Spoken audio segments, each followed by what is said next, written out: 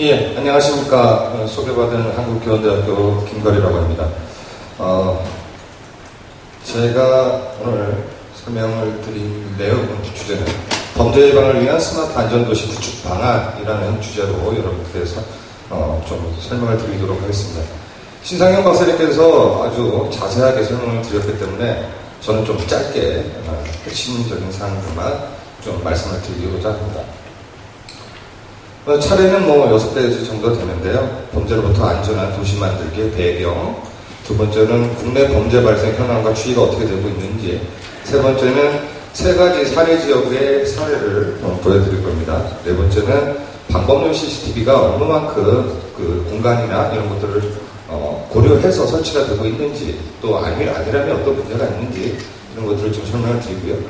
그 다음에 5번째는 스마트 안전도시 구축 방안이라고 해서 공격 공간을 제거한다는 전략, 그 다음에 방어 공간을 조성해서 범죄를 예방해야 된다는 전략, 그 2가지로 설명을 드리겠고, 또 마지막으로는 이제 정책 방향이라든지 우리가 추후에 해야 할 과제들, 이런 것들을 설명을 드리도록 하겠습니다. 아시다시피 범죄로부터의 안전한 도시 만들기가 지금 핫 이슈로 떠오르고 있습니다. 최근에 이제 주거지역, 상업지역, 도로, 공원, 각 일상적 생활 환경 속에서 범죄들이 많이 발생을 하고 있습니다. 그래서 안전에 대한 관심도가 굉장히 많아지고 있는데요. 그래서 범죄 예방을 위한 안전, 안심, 안정 이런 것들을 해서 사만이라고 저희가 또 부르고 있는데, 그 사만을 할 때 예전에는 이제 범죄자를 잡는 사후 검거 쪽에 초점을 맞췄었는데, 최근에는 공간 계획을 통해서 범죄를 예방할 수 있는 그런 계획들을 좀 사전에 수립해보자라는 그런 배경하에서 이제 세테드라는 개념들이 활용이 되기 시작하게 됩니다. 그래서 말씀드렸다시피 예전에는 이제 범죄를 일으킨 범죄자를 사후 검거하는 데 초점을 맞췄다면, 최근에는 사전 예방 차원에서 범죄 예방의 패러다임이 바뀌고 있습니다. 그래서 과거의 범죄 예방에서 사후 대응하던 그런 차원에서 최근에는 환경 설계, 건축 설계, 도시 설계를 통해서 범죄가 일어날 수 있는 공간을 사전에 방지하는 그런 정책 쪽으로 가고 있습니다. 그래서 세트도와 관련된 이론들이 굉장히 많습니다. 첫 번째가 뉴먼이 얘기했던 방어 공간 이론이라는 것이 있습니다. 그래서 범죄가 일어나지 않게끔 방어할 수 있는 공간을 조성하는 이론이 있을 수 있고요. 또 기회 이론, 일사활동 이론, 합리적 선택 이론, 상황적 범죄 예방 이론, 또 심상영 박사님이 설명해 주셨던 깨진 창 이론, 이렇게 여러 가지 이론들이 있습니다. 근데 일상활동 이론이라는 것은 아동의 유괴 같은 데 이제 많이 사용되는 이론인데, 그러니까 보호자가 있고 또 범죄자가 있고 그 다음에 해당 아동이 있을 경우에 보호자가 없을 경우에 이제 범죄가 일어날 확률이 커진다, 이런 얘기가 있고요. 또 일본 같은 경우에는 아동들이 얼마만큼 일상활동 루트를 경험을 하면서 다니는지, 그래서 GPS를 가방에 달아서 그들이 이동하는 그런 것들을 추적을 하기도 합니다. 그래서 이 친구가 학교, 집, 학원 이런 식으로 가고 있는데, 이 친구가 어느 순간 그 경로에서 이탈됐을 경우에 이제 경고를 때려주는 그런 시스템들도 일상활동 이론을 통해서 구현을 하고 있는 상황이고요. 또 깨진창 이론 같은 경우는 창문이 깨져 있는 상태로 방치가 돼 있으면 범죄가 일어날 확률이 굉장히 커진다는 거죠. 그래서 뉴욕의 줄리아니 시장이 할렘을 재개발을 하면서 범죄가 많이 줄어들었다라고 얘기하는 그 사례도 있습니다. 하지만 할렘에서 줄어든 범죄가 없어진 게 아니라 다른 지역으로 이전을 하기도 합니다. 이전 효과라고 하는데, 그래서 이전되는 그 부분, 그런 부분도 공간계획에서 굉장히 중요시 생각하고 있다. 그래서 그런 것들을 탐지하기 위한 공간 정보를 활용한 GIS 분석, 이런 것들이 조금 선행돼서 이루어져야 한다라는 것이 핵심 사항이 되겠습니다. 그래서 말씀드렸던 여러 가지 이론들 중에서 오늘의 이제 주제는 세트이기 때문에, 그래서 Crime Prevention Through Environmental Design이라고 하는 1971년 레이 제퍼리가 용어를 구한한 개념이 있습니다. 이것은 뭐냐면 지역이나 시설의 물리적, 환경적 설계 변화를 시켜서 범죄 발생을 억제하자라는 이론이 되겠습니다. 그래서 세프테드는 크게 3가지 원리로 구분이 되어 있는데, 첫 번째가 감시입니다. 감시. 서덜런스를 어떻게 해주느냐, 자연적 감시가 일어날 수 있게 해주느냐, 이런 것들. 두 번째는 접근 통제입니다. 범죄자들이 접근할 수 없는 그런 환경을 만들어주는 거. 세 번째는 공동체 강화. 그래서 영역성을 강화하는 겁니다. 제가 여기 서 있으면서 있다는 거는 제가 이 공간은 저만의 공간이 되는 거죠. 그래서 이 공간에 대한 영역성을 확보해 주는 것이 외부 침입자로부터의 그런 뭐 침입이나 이런 것들을 막아줄 수 있는 원리다 이렇게 얘기를 하기도 합니다.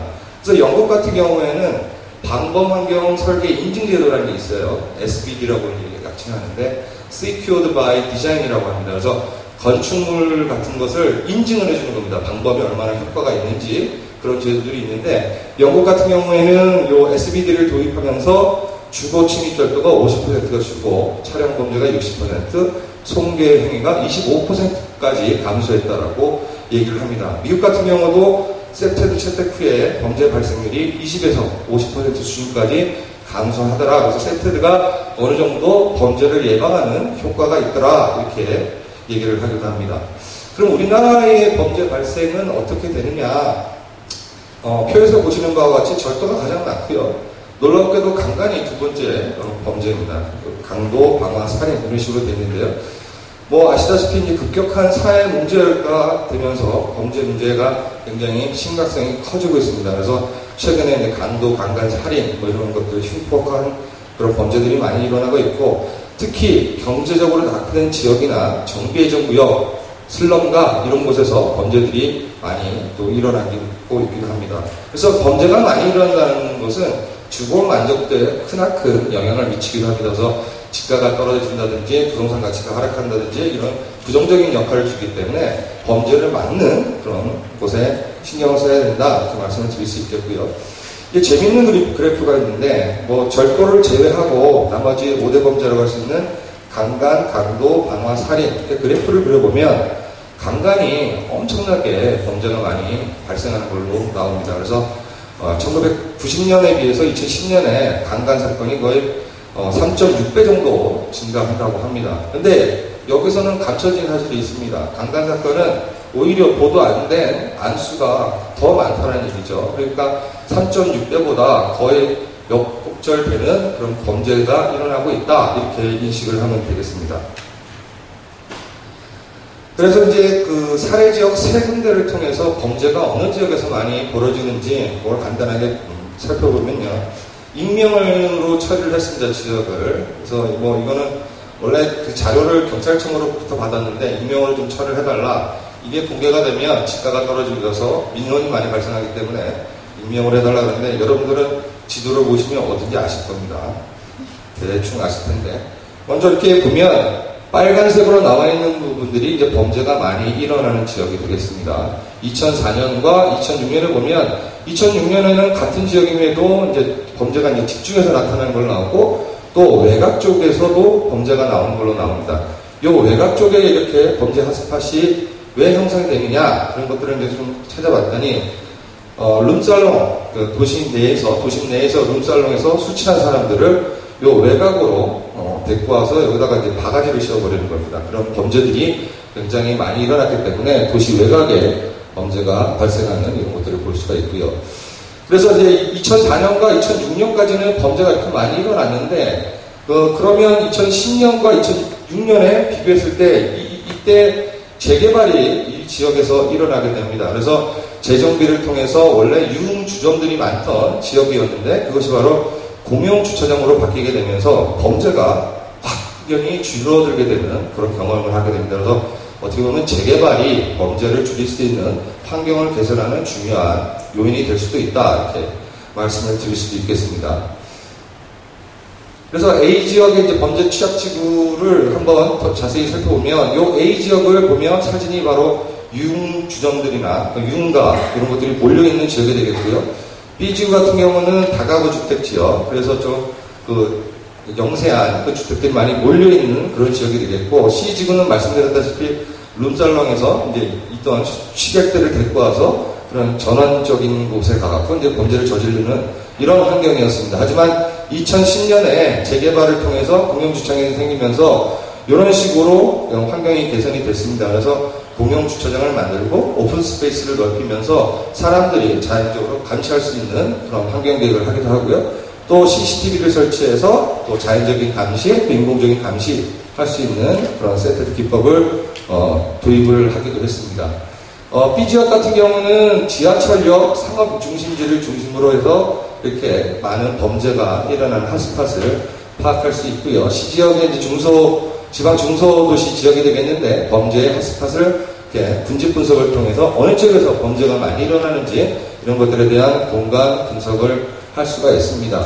그 다음에 뭐 범죄가 많이 일어나는 다발 지역뿐만 아니라 어디에 사람들이 많이 살고 있는지 정주 인구에 대한 분포도도 우리가 그려볼 수 있는데요. 이렇게 초록색으로 되어 있는 부분이 많이 사람들이 거주하는 지역이 되겠습니다. 그래서 요 정주 인구와 또 사람들이 활동을 많이 하는 활동 인구가 집중된 지역들 이런 것들을 분포도로 그려볼 수가 있겠고요. 그래서 정주 인구랑 활동 인구 이것을 범죄가 많이 일어나는 지역과 중첩을 시키면 C지역도 마찬가지고 이런 식으로 해서 비교를 하게 되면 범죄가 정주 인구하고 연관되는 것보다는 활동 인구랑 많이 연관이 되더라. 그래서 사람들이 많이 몰리는 곳에서 범죄가 많이 일어나게 되더라라는 사실들을 알 수가 있었고요.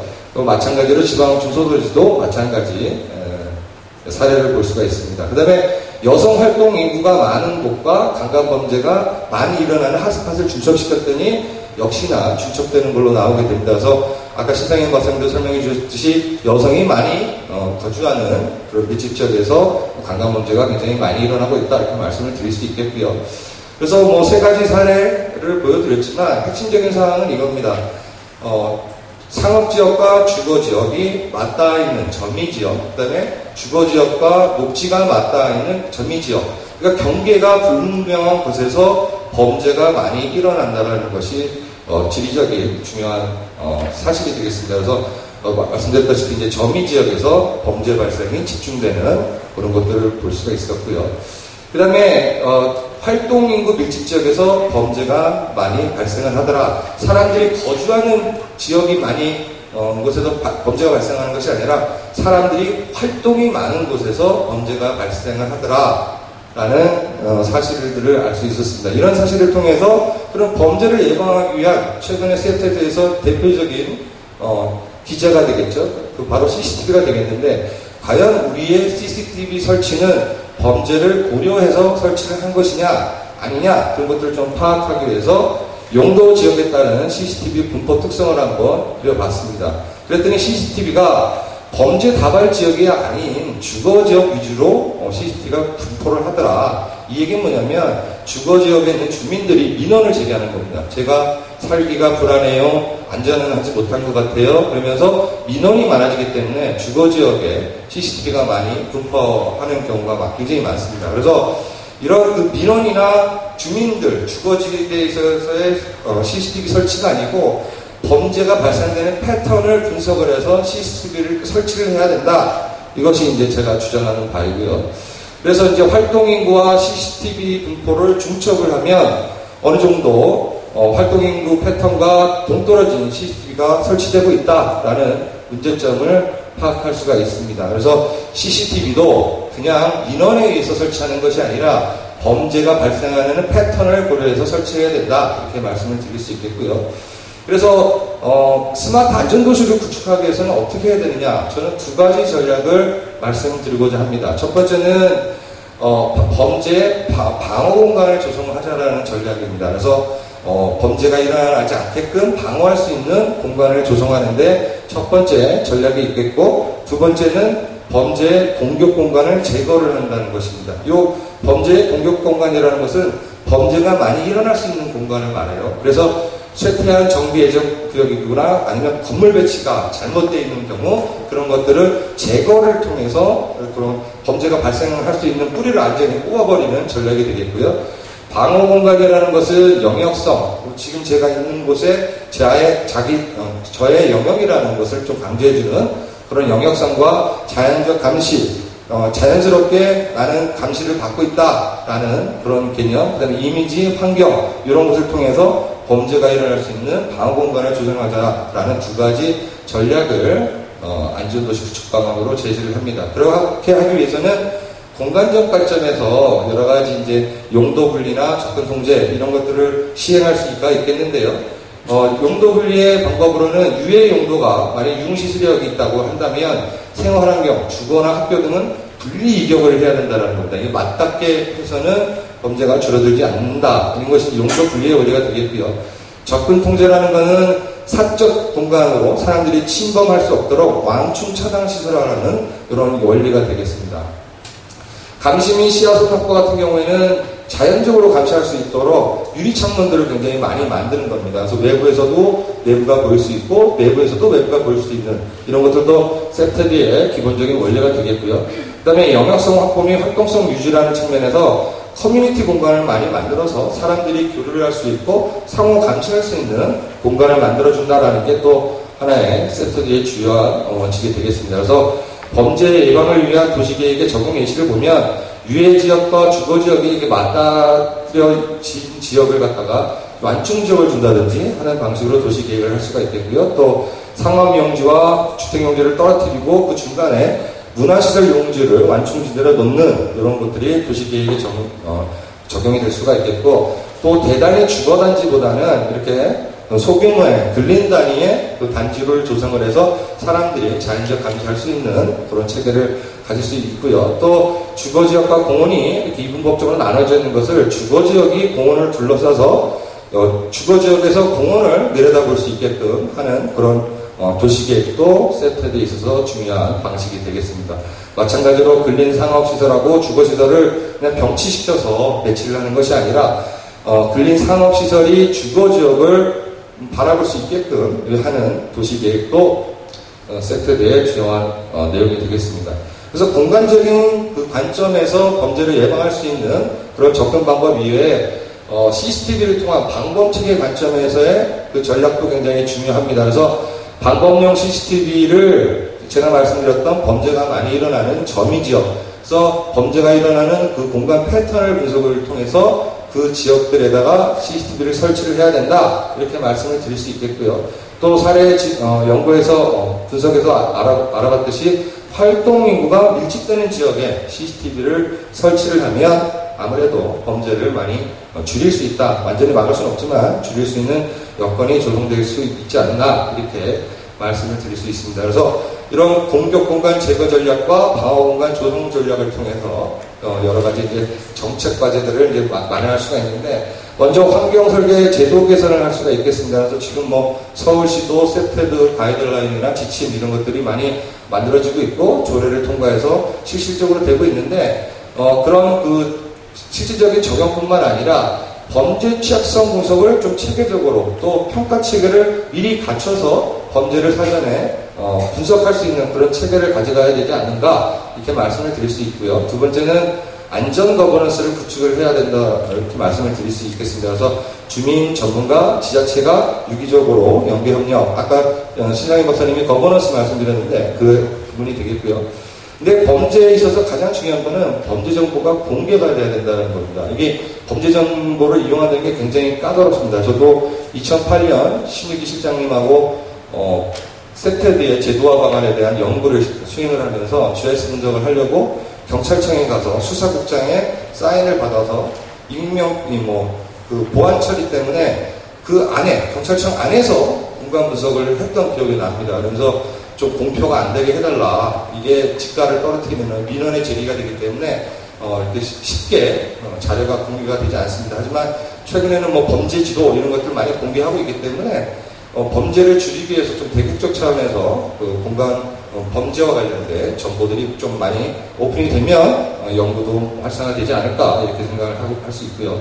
그 다음에 주민 참여적 방범활동, 자율방범대 이런 것들을 또 할 수가 있겠고, 또 범죄에 대한 공간 패턴 분석을 통해서 스마트 안전앱 같은 것들도 개발을 할 수가 있습니다. 또 CCTV 운영의 효율성 극대화를 위해서 범죄 발생 패턴을 고려한 CCTV 설치로 나아가자라는 것이 저의 마지막 제안이 되겠습니다. 예, 감사합니다.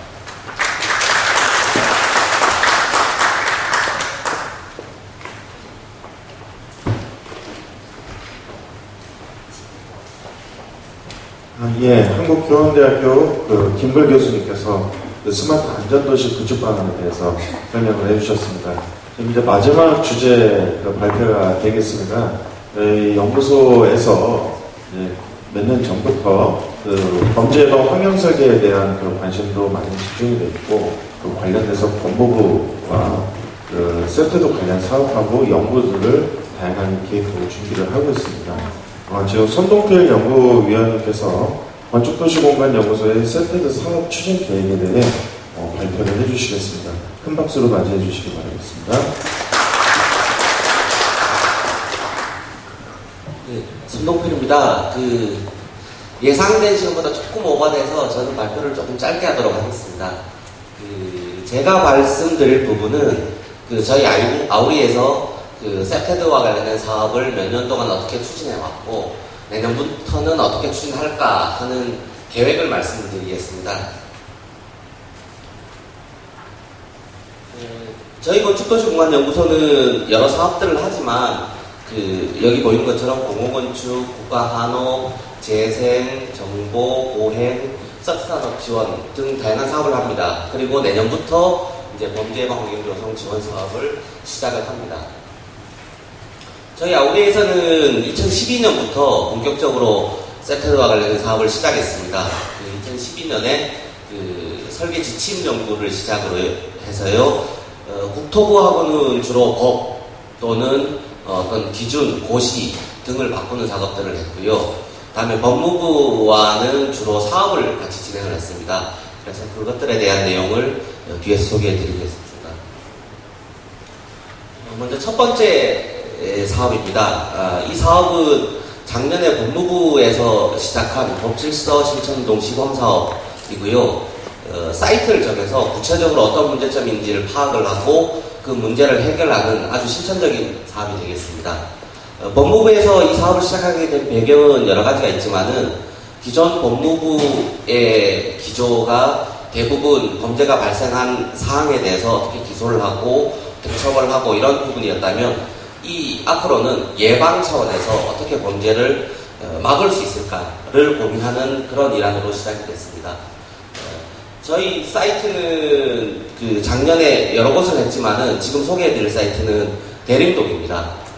혹시 대림역을 가보셨는지 모르겠지만은 대림역을 가보면은 한국 간판이 거의 없습니다. 대부분 중국 간판이고요.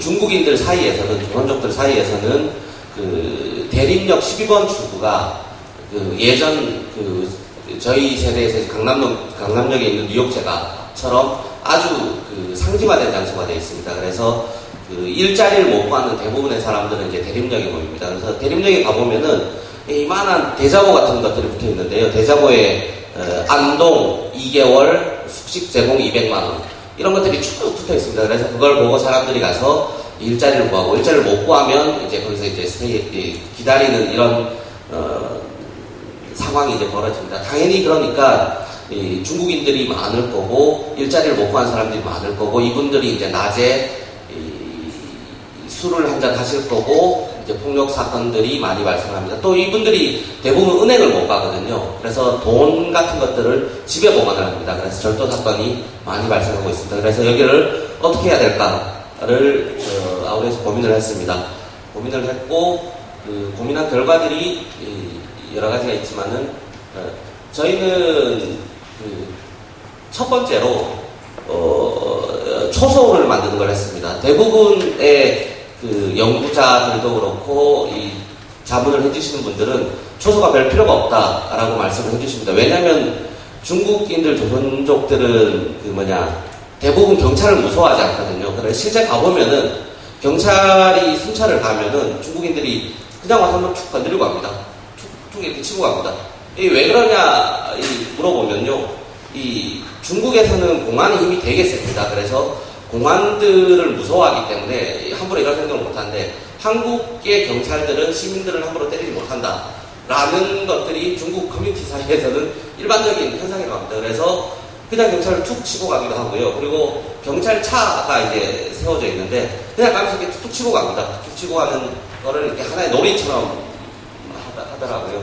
그래서 지금 현재 경찰로서는 이 공간을 충분히 막지 못한다. 그리고 저희가 이제 법무부랑 일을 하니까 법무부 외사과 그래서 이민 출입국을 담당하는 부서에서 여기 이 공간을 조금은 좀 관리를 해주셔야겠다라는 게 이제 첫 번째 이 초서의 목적이고요.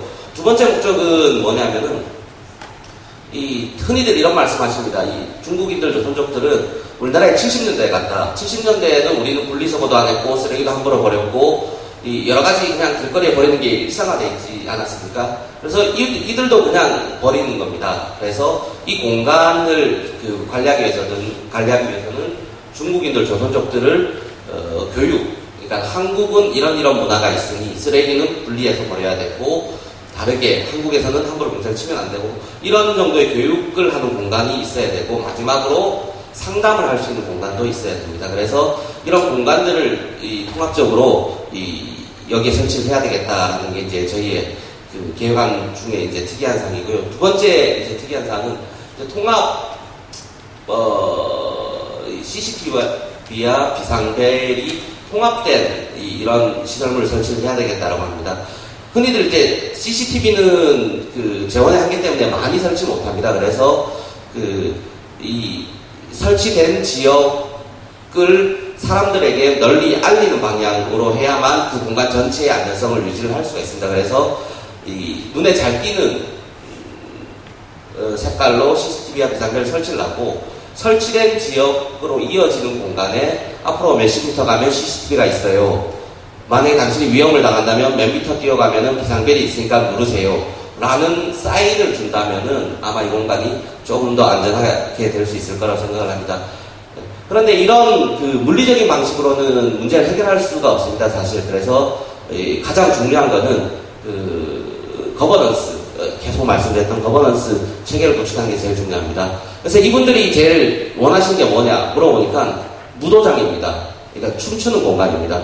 그래서 이거를 어떤 다른 교수님께서는 에너지를, 그러니까 힘을 빼야 되는데 긍정적인 방향으로 힘을 유도를 해야 된다라고 말씀을 하십니다. 그래서 무도장을 설치를 해서 이분들이 춤출 수 있는 공간을 만들고, 여기서 일어난 커뮤니티를 바탕으로 이 공간을 자율적으로 관리를 하겠다라는 전략을 세웠습니다.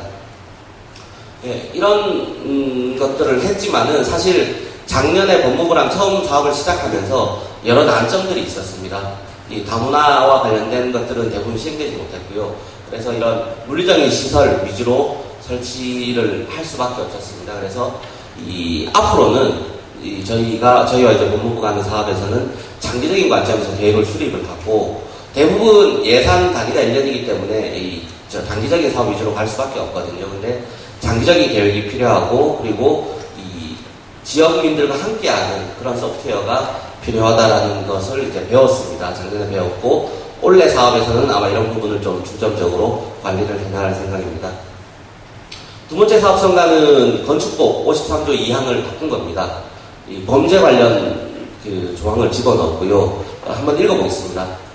범죄를 예방하고 안전생활 환경을 조성하기 위해 이 세태들을 세태와 관련된 어떤 기준을 설정하겠다라는 게 핵심입니다. 그렇지만 사실 이 건축법과 관련된 건축기준 고시도 한계가 있습니다. 여기 보시면 알겠지만 500세대 이상의 공동주택을 대상으로 사실 이 건축법을 개정을 했습니다. 500세대 이상의 아파트라는 건 사실 신축되는 아파트거든요. 그러면 기존에 있는 공간들은 사실 관리를 할 수가 없습니다. 예를 들어서 아파트와 연립 다세대 다가구를 비교해 보면은 대략 연립 다세대 다가구에 한 6배 정도 침입 범죄가 많습니다.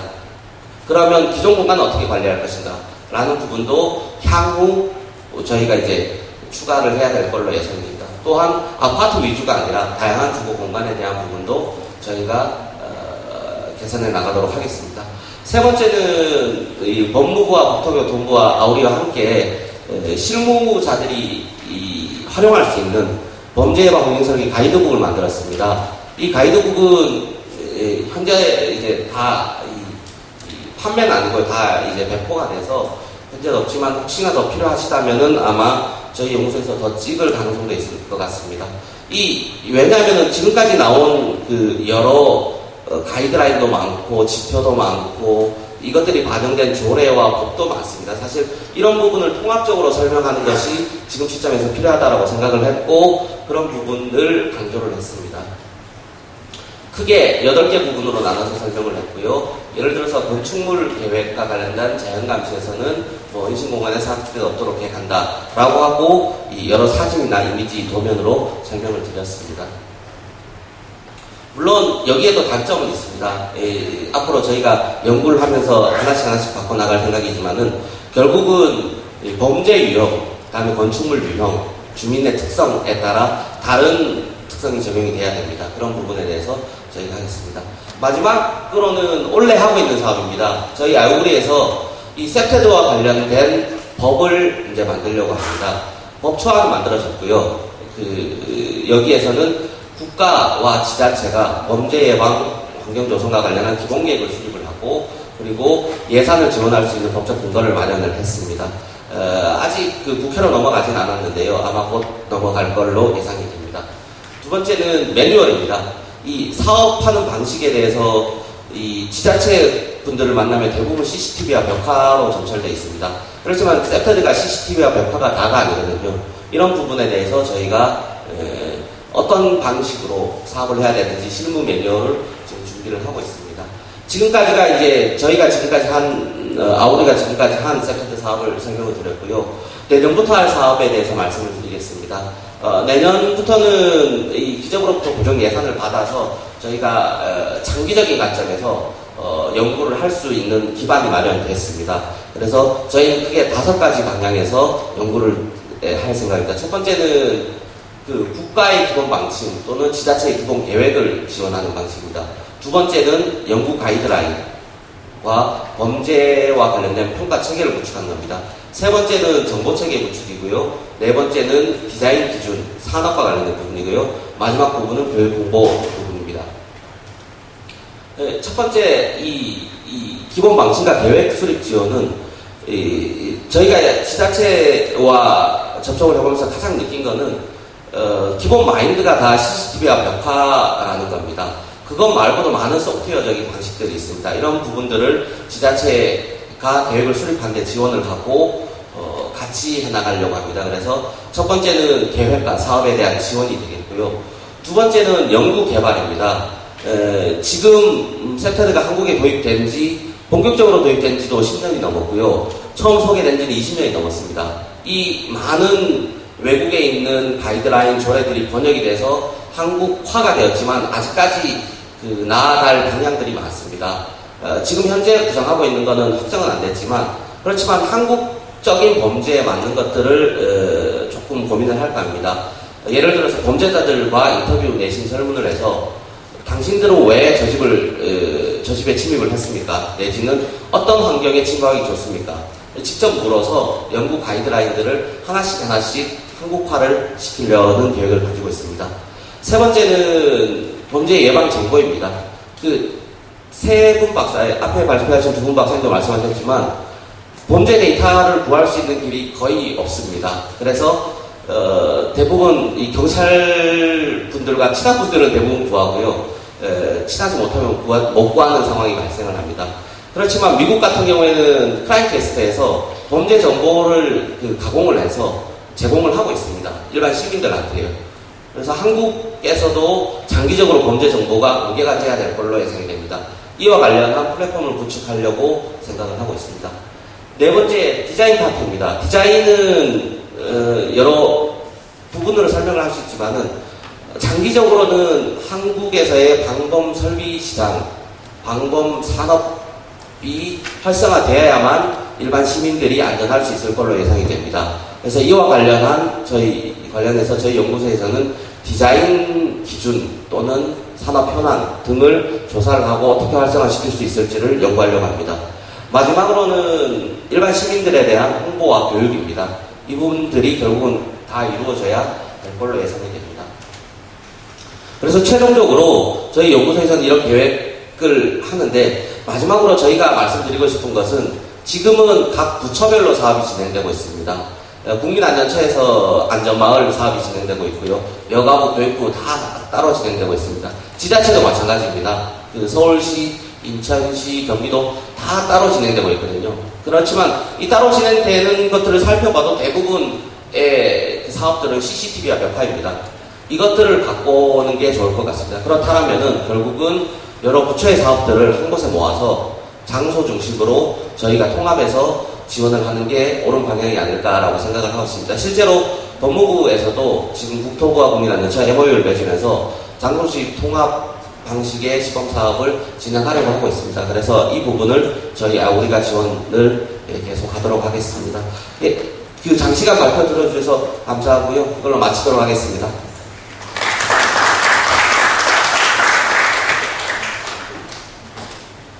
발표를 해주신 세 분 전문가 여러분께 진심으로 감사드립니다.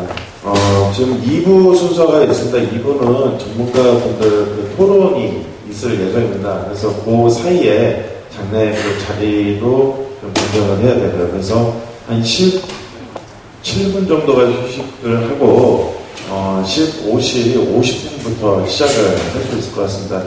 예정된 시간보다는 조금 한 10분 정도 좀 늦춰지게 좀 시작을 할 것 같습니다. 이 행사장 로비에 간단한 다가를 좀 준비를 해놨고요. 잠시나마 편안한 휴식, 감소의 시간을 즐기시길 바랍니다.